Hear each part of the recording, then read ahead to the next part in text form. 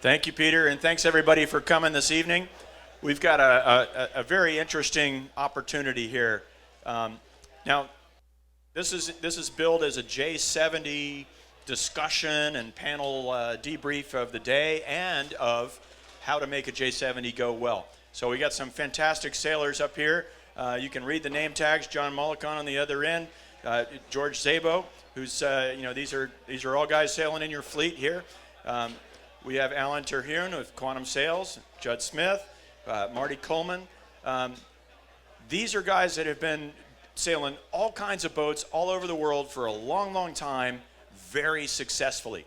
And right now they're sailing J70s, right? Every one of you is on the 70 course. So we got questions for them. We have a fantastic video of the start that the first race, I guess, that you had today to talk a little bit about. But we want to also get you guys to ask any specialized J70 type questions to these guys right now.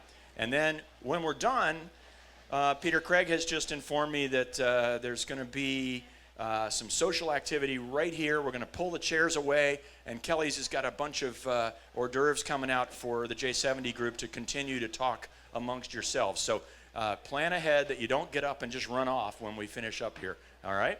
So we're going to get started. I'd like to talk to you guys up front. I was sailing Melges 32s all day, and I just got back to the dock 10 minutes ago and ran over here. So I'm dripping sweat and still smelly, but thinking about our race course. You guys had a totally different experience than what we had today. So I want to hear what the thinking was. First and foremost, as you went out for the day, Judd Smith, what were you thinking? The good thing was we got out early. I was happy yesterday because we got going in the second race. Our speed was terrible the first race. So we just wanted to build on what we were doing well yesterday and go out and so we went out early. We got to train with another boat, one of the boats in the fleet that went up with us. So it was really helpful to us. And just keep practicing. It was mostly, I think what we got out of that is how we were moving our weight around. It wasn't so much about changing the gears and all like that on the sails. It was one of those days in a J70 there you were underpowered, overpowered. The crew weight was really critical to move. When we're in and out, in and out, in and out. So we had like a 45-minute time going upwind with that. We played with that, and I thought that was really helped us be ready for the day. And what sort of things did you manage besides just crew weight movement? I mean, were you looking at rig tune and? We looked at it, but we were set up like we were trying to find out what we were doing wrong. We were said, okay, if it went lighter, what would we do? And we talked about the two things. We'd ease off the rig of setting. We were kind of set up at base. We stayed at base. And maybe by the start of the first race, we actually went down and setting. We talked about what we would do. We'd move the jib lead one, and we'd move the shroud, ease the shrouds a little bit. But it wasn't anything dramatic. We didn't feel like we had to do anything special. We thought we were okay. We thought it was more about sailing well, getting clear air, moving our weight around, and being patient, and realizing it was going to be a challenging day, and making sure what we didn't do yesterday is making sure we didn't have weed. We don't have a kelp cutter, so we were much more on top of it yesterday afternoon and much more on top of it today. So looking out for weed. John Mullican at the other end of the table. John, you're head coach at Brown University. You spend a lot of time talking to kids about, maneuvering their boat with their body wave. You're listening to what Judd's saying about that sort of thing. But you also spend a tremendous amount of time thinking about races that are about 10 minutes long. And now today you got about a 20-minute first leg, I would imagine. What were you guys thinking about? Well, I think if we're going to talk about the conditions today, Judd had what did you have, a 2-1 today, Judd? I think a lot of us were scratching our heads out there, and he certainly had it figured out better than anybody. But I agree with you more than anything. I think that consistent angle of heel today and keeping the boat, from not getting over flat in the lulls and, in the pops, not letting it heel too much and being really proactive and aggressive with your body weight was really key. And I think if it's almost too late if the skipper has to yell at you to do it. So if you can really feel it. I was kind of that guy today as the jib trimmer, kind of upwind, I'd do the jib. So, a lot of times two of our guys would be hiking and I'd be the one in the boat and I would be the one moving side to side and trying to do it before I'd get yelled at.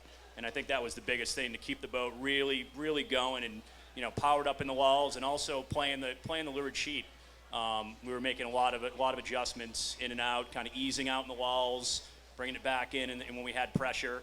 was really key. And then our rig setting, I think we went out at 22.12, which is our base, and we went off a half a turn on the lowers for the first race, and then we went off another half a turn for the second race. So we ended the day at 22.6, and we felt like that was maybe a little too loose when the breeze picked up in the last race. But in general, we sail with our lowers a little bit looser, I think, than a lot of people, and we sail with a little bit more pre-bend than a lot of people. So I don't know if it's the right thing to do, but it seems pretty fast a lot of the time. George Szabo, you are a former Star World champion, and which is a boat that's always overpowered. Today, you were probably not overpowered too often. I know in our class, in the 32s, one major difference today for us was that we were talking much more about, we were calling the lulls. Can we fix the feedback a little bit over there? We were calling the lulls. Yesterday we were calling the puffs. And I mean, it's exactly the same process, 3, 2, 1, puff on. Today it was 3, 2, 1, everybody lean in. Was that something that you guys are doing, or how's that work on your boat? And what's the difference between sailing this overpowered boat like a Star and sailing, in these underpowered conditions? In these underpowered conditions, we're really focusing on just keeping the boat footing and just keeping the boat at speed and not pounding the waves. So the boat goes, the bow goes dunk, dunk, dunk. Ease jib sheet, ease the main sheet, just bear off, make sure all the telltales are going straight back all the time. And the poor driver, he's like, I'm lowering everybody, I'm sailing to the guy below me. Like, I don't care, just keep footing. And so we just kept footing and footing, and you would get guys below you that are trying to point, and you'd end up just rolling them because they're trying to point and they're going slow. And it was kind of entertaining to see there. But as with this tough chop we had today, washing machine chop, we tried to keep more closed leaches as we could, not to let it twist open, to keep more closed leaches as possible. When we got to light spots, we definitely had to put boats, crew to leeward and keep the heel so we didn't hit the wave when it got light and keep the heel going. But one thing we really worked on, especially in the first race, was keeping the weight low on the boat. A lot of guys were sitting up on the cabin top, up on the sides, and we just put everybody as low on the cabin, on the cockpit floor as we could. Just if you could, you'd put dogs in the house. You can't do that. So we wanted to keep weight low, and we thought that was really big, especially in the first race when it was bumpy and light. But just footing all you could. Well, it's an interesting point because footing is the big thing. And Marty Coleman, you really have dominated the 70 class and the 2 winter regattas that were held up at Davis Island Yacht Club. Probably a little different experience up there with a relatively smooth water, shifty conditions, and looking around now today with a little more lump and a little steadier. What was strategically, how do you set yourself up to be able to do what George is talking about, leaving yourself room to always sail fast? Right, and we did look at making sure we could sail fast, especially in the lump today. I think that's, where, like at Davis Island, where, it's very flat, you can trim the sails pretty hard, still not lose a lot of power. Our goal for today was to make sure our rig was never too tight at all. I mean, up that last, I think you said you took no turns off your upper.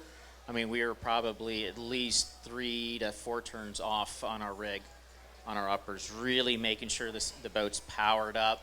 The lowers, we were a good, they were all probably 2 turns off on our lower. So our rig was pretty loose up that second beat of that last race today. Is there a visual sign that when the rig's the right place? I always look at the leeward upper. I never want to see that leeward upper taut the whole time. If I'm pulling in, I'm trimming the sails hard. Any time or only when it's soft? I mean, if it's windy, do you ever see it? It will be, like if I'm setting up for the lulls before the race, you go out and you sail upwind and you're looking at trying to get a trend of how windy it's going to be, and if you think it's going to be a little less or a little more, sailing in the lighter part of that, we always look, and that's what we're setting up for, not the puffs. We're setting up for the light stuff, and you just want that leeward upper in the light part of the breeze to just be taut.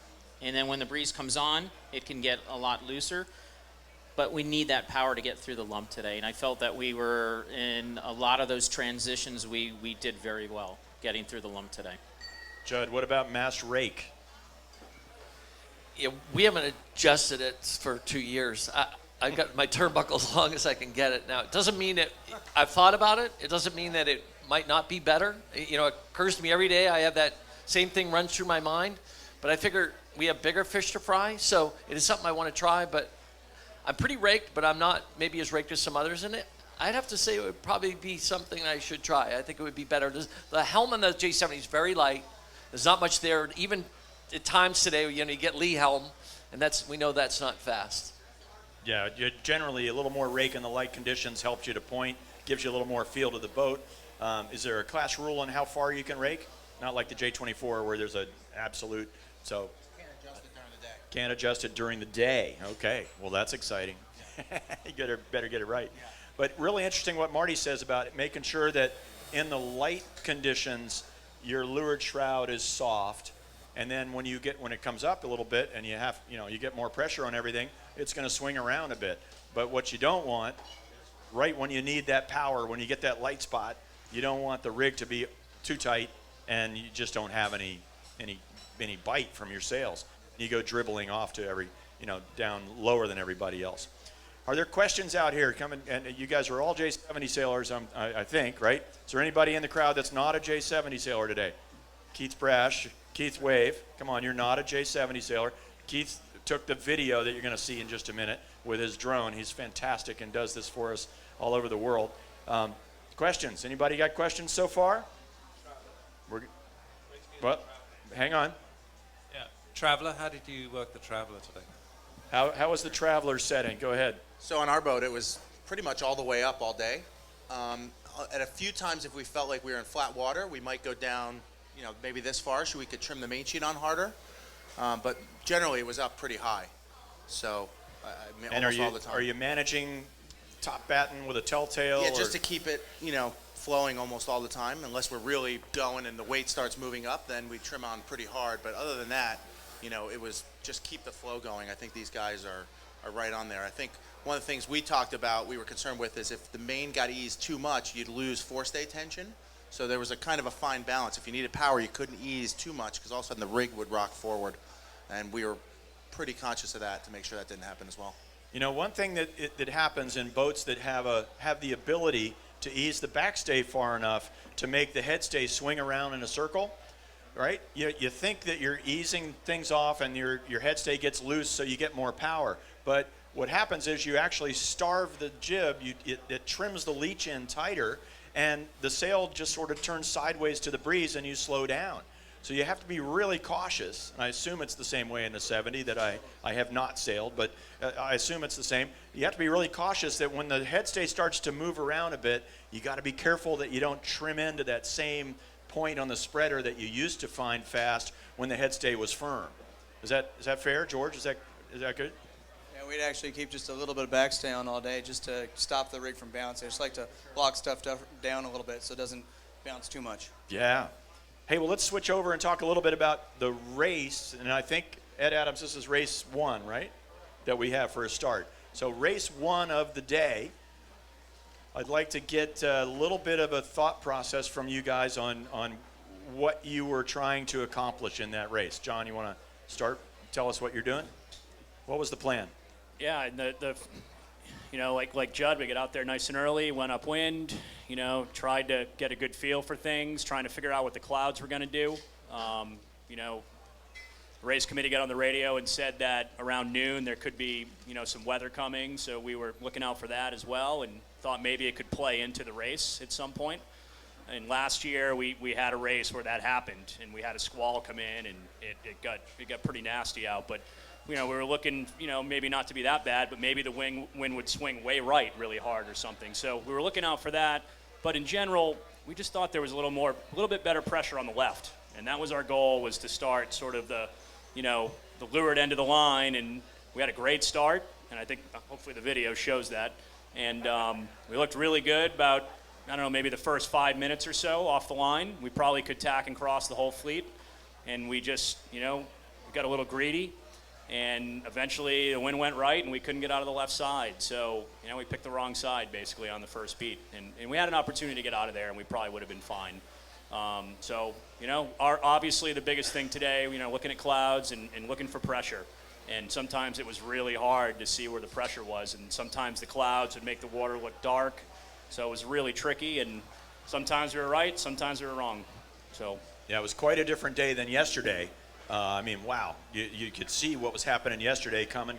Today it was like just these slow transitions and much steadier, but it would just go all to one side, right, and then stay there for a while. Marty, what were you guys thinking? What was your plan for race 1 today? Not to put the spinnaker up to get back to the starting line to start properly.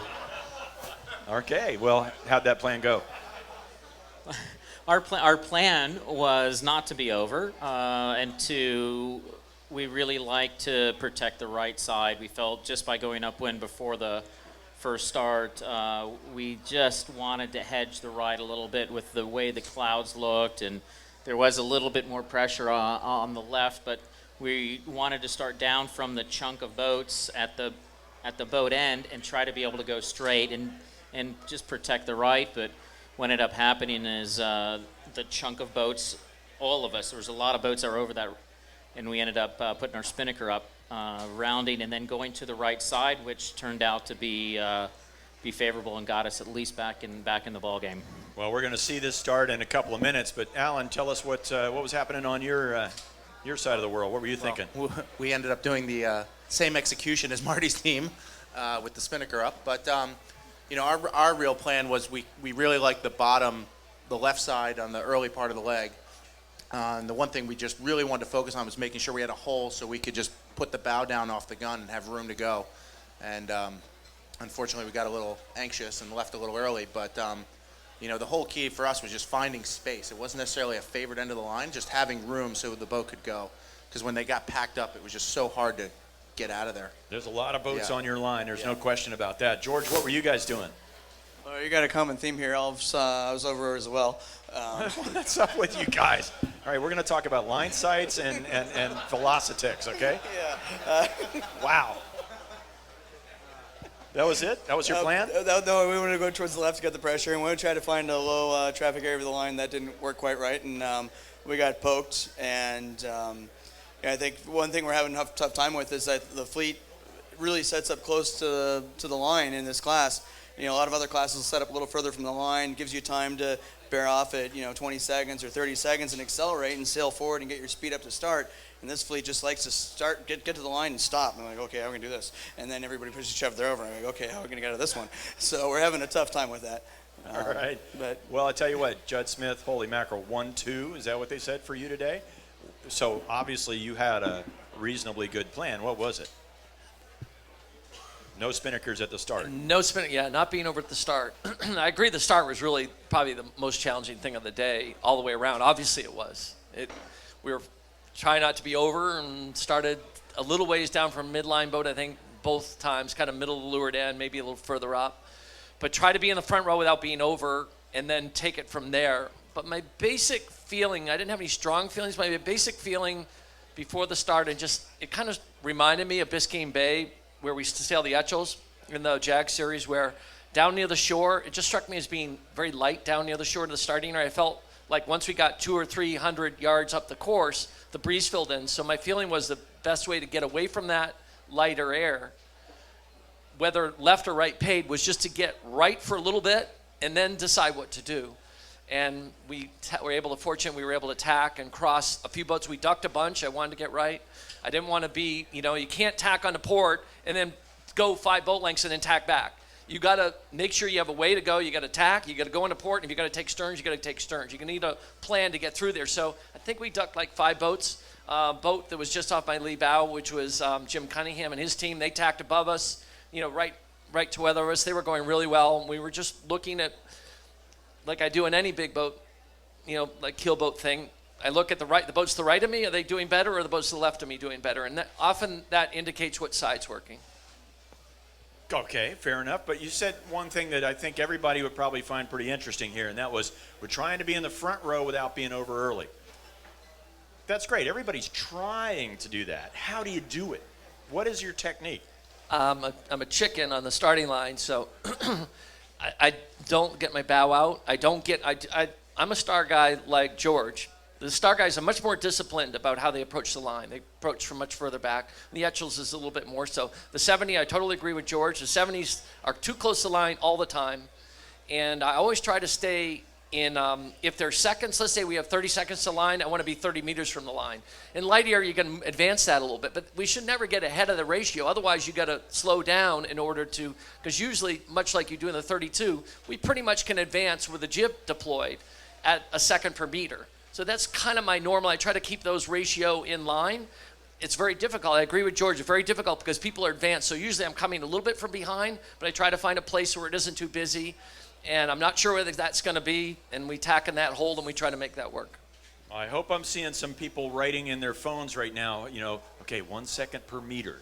That's interesting, all right? Take that away. And everybody's getting there too early. Take that away. That's really, and I think it's, is that with the jib up? Yeah, and light air, had to Yeah. have the boats just stop. Yeah, you can't keep your momentum going without the jib open when it's blowing as light as it was. Okay, wind speed at your start in this first race, what was it? 6 to 8. Okay, so pretty soft, all right? So I want to show you something that's magical about light air starts. And Ed Adams, thank you for helping to get this teed up for us. But get that started, and once the starting line and the group show up there, just after the banner goes away, stop that for a second. I know it's hard to see for you guys in the back, but right up here are all of you. And here we have the boat end of the starting line, the mid boat, and the pin boat. Okay? Look at how the line does little, there's this sag that we all talk about when we talk about line sag in those articles that we read in Sailing World and so forth. But one thing that I want you to think about that's really obvious when you watch this angle of a picture. If you were the wind and you were coming straight down the screen right here to go across this line, what would you do when you got to all these boats? And I'll tell you what you would do is that right as you start to reach this fence, you have to go over it. You can't go through it. Look how tightly together it's bunched, right? So the wind's going to go over it. Now this is starting magic right here. So write this down in your brain, right? So the wind is going over this group. Now, John Mullican, you spend a tremendous amount of time coaching, and a lot of the coaching time, you have to sit straight to leeward of the starting line, and there's never any wind there, right? So you know that the wind comes up and it goes over the boats, and then it's light for a long time downwind of a fleet like this, right? So that's number one that the wind is doing. Number two is that it's a three-dimensional thing. It's coming down the screen and it's going over the boats. Then it starts before it gets to the boats, so especially in the middle, there's less wind. The other thing that happens as the wind comes down the screen here is it sees this blockage of boats, and especially at the ends, it curves a little bit, and it goes around the end. It pinches together at that end, if you can imagine that it's just it's a corner that it's going around. And it comes back in here and then eventually goes back to the same direction that it started, right? Makes sense? So we have three things going on. We have the wind coming down and going up and over the fleet.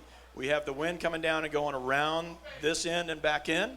And it comes down this end and it goes around this way and comes back around later. Think about what that means. Number one, from about right here to about right here, you're going to have less wind because that's the middle, that's where it's going up and over the most. Also, from about right here over to here, the wind is bending and turning this way. And that gives you a little lift. On top of that, as you're out here on the edge of your fleet, it's going to be pinched a little bit going around. It's like going around the corner of a building. When you walk around the corner of a building and you feel the wind, whoa, all of a sudden, but then as soon as you walk away from the building a few feet, it's not that windy anymore. That's what's happening. It's going around the corner, so there's more of it. So the boats that are starting down here are getting lifted by this little angle change and just a little bit more wind. Now remember, I'm talking about light air. This isn't when it's blowing 20. This is when it's light air. Opposite happens at this end. the wind shifts and turns this way as it goes around the end, and there's a little bit more. So the little bit more wind means the people that start up at the boat end actually can keep a reasonable angle against the fleet. But if you tack right away, you're lifted with a reasonable angle, with pressure. So for me, when I'm coaching, I'm sitting here thinking, why would you ever start anywhere but the edges of a light air starting line in a big fleet?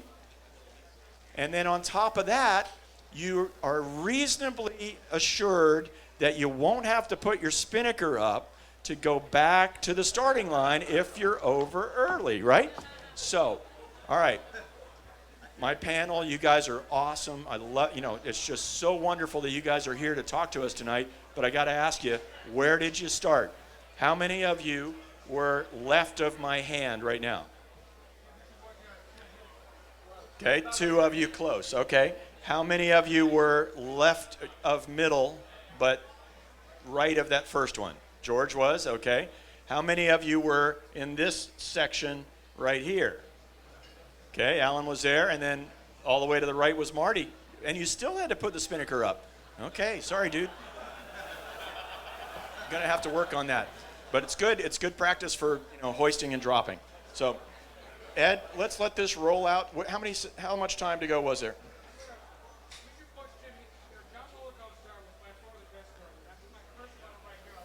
Okay, so Ed's telling us that John Mollicone was starting right in here somewhere, which is just slightly to the left of the midline boat, and right where the cursor used to be. Oh, he's going to back it up and let it run. Now, I know this is small, but, imagine the alternative of not seeing it at all. Okay, there's John Mollicone right where the cursor is. How much time is left here, you think? 45 seconds, so let it run. No, wait, what? No, what's the problem?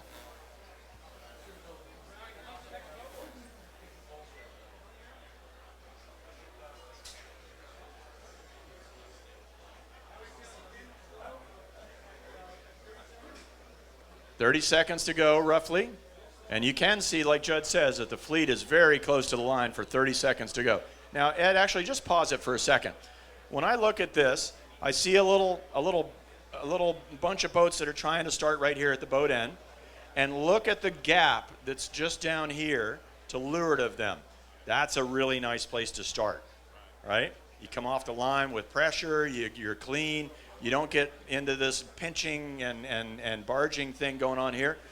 Another group, as you go down, that's interesting is just right by this midline boat. One of the really nice things about starting there is you know where the line is, right?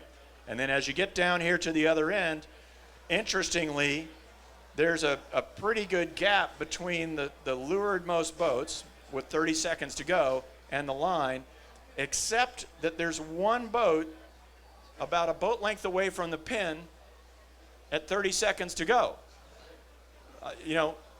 Hopefully you are here. You don't have to raise your hand.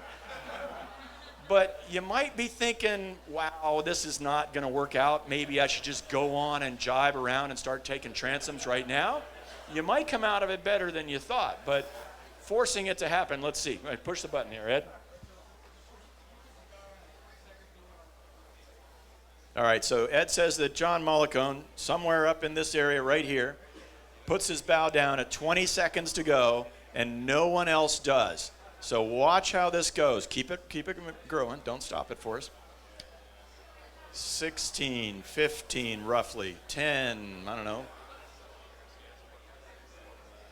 If you're not going right now, you're in trouble. And about 3, 2, 1, and off you go. Wow, stop. Look what John just did. He just used that whole area to get going. Can you pause it, Ed? To get going, and he just shot right over the guy to leeward of him because he pulled the trigger at the right time. Good timing. Look what happened up here. That little group all bulged their way up, but down to leeward of them, there's still that nice gap. Right in here would have been a pretty nice place to come off of that line. Guys at at the mid-boat line, for some reason there was a group of them that just didn't get going. And, and now they've got to start taking transoms. But let it run for a second. Our friend at the pin was over early, I could promise you that. And I wasn't there. This is Judd Smith right here. So John Mullican and Judd right here.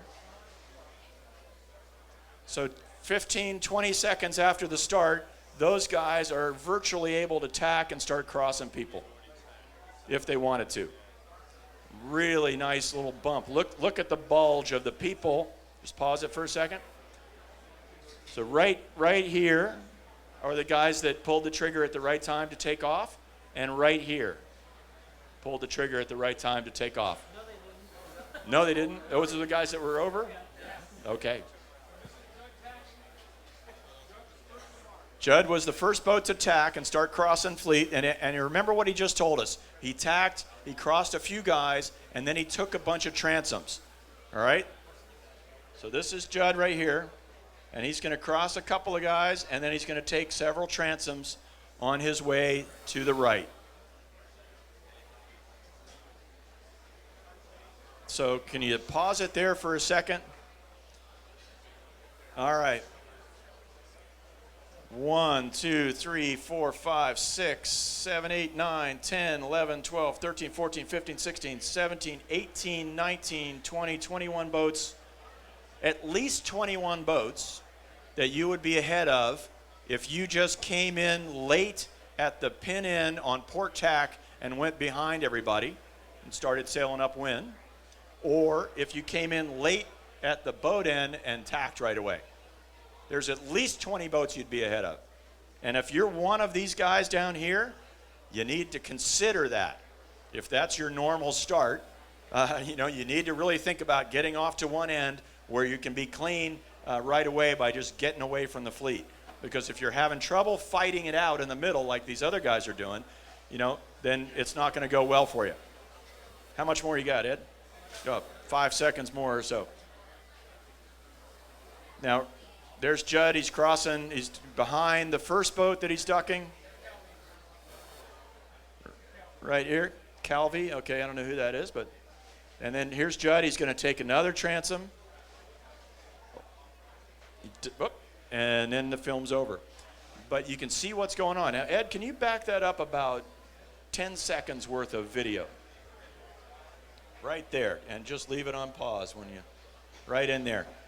Now, one more thing that's really interesting about start line, sort of strategies, is if everybody's on starboard tack, if you're on starboard tack in the second row, you're losing quickly to that whole group because you're lower and on the same, you're going maybe the same speed, but probably not.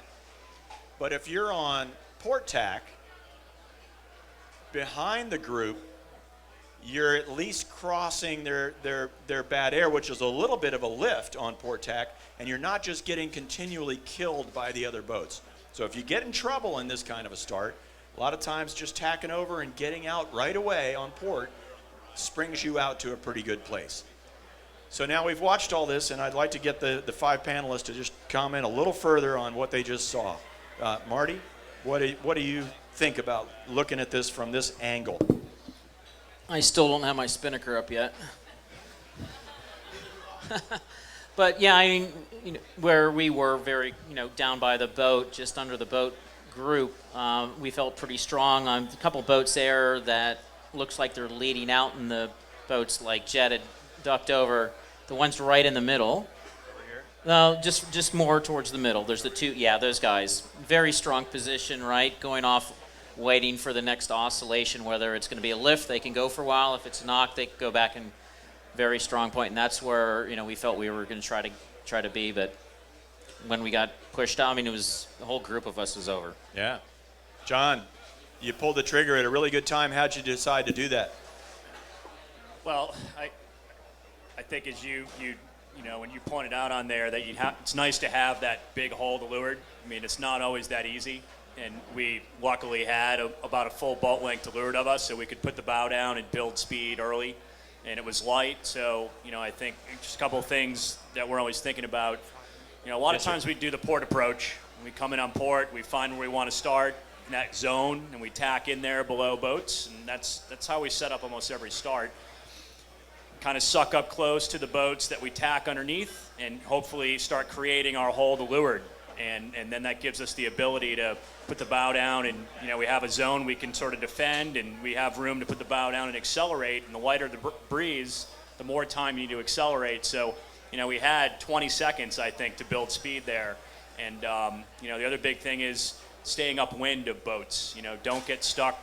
It's hard to be that guy coming from behind in the conditions we had today and trying to find a hole in light air. And we sort of made sure we were up in the front row as much as we could be.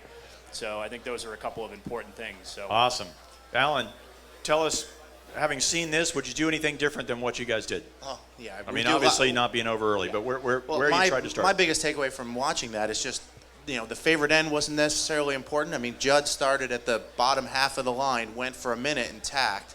And kind of the lesson I took from that is how important it is just to make sure you can get clear, get ahead of the first 30 boats like you're talking about, and then just start sailing your plan. I mean, there was no discussion from really anyone here on which end was favored, why the side. It was just, where can I start and go straight for even just 45 seconds to just start doing your plan. That was almost more important than anything else. Yeah, boy, and in lighter air, it makes a bigger difference than any other time, right? You just got to keep that momentum going.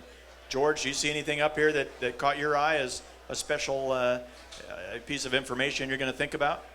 I agree with everyone said so far, and surprised how much more space there was at the weather end, and I was surprised to see that. Yeah, it's always interesting to watch from a coaching standpoint where those little areas open up. But you can pretty much be sure that about 10 boats down from the windward end, almost every time somehow it gets opened up at about 40 seconds to go. The people that are a little more to leeward of that reach down the line, protecting their space, and the people that are to windward are trying to stay up right by the boat, and it opens up. It's really interesting to watch. Judd, awesome day today. Congratulations. Did you see something here that you said, yep, that's exactly how I wanted it, or boy, we just got lucky? No, it did look, I agree with everybody, it looked like you could start, as long as you're in the front row, anywhere in that line, you were in good shape. And as John said, going at full chat. You just couldn't, you needed a little bit of a runway to get going. I think every bit of 20 seconds, so that was good. That's what we look for. Well, listen, we want to all thank you guys for coming and sharing this with us, and I want to ask everybody who came here tonight to do two things. One, stay, because Kelly's is bringing out hors d'oeuvres for you guys to enjoy. And two, come up and introduce yourselves to these guys and get to know them a little bit. They're all really great, and they help us all get better by sharing what they do that helps them be winners. So, guys, thanks so much, and congratulations. Thanks, everybody, for coming tonight.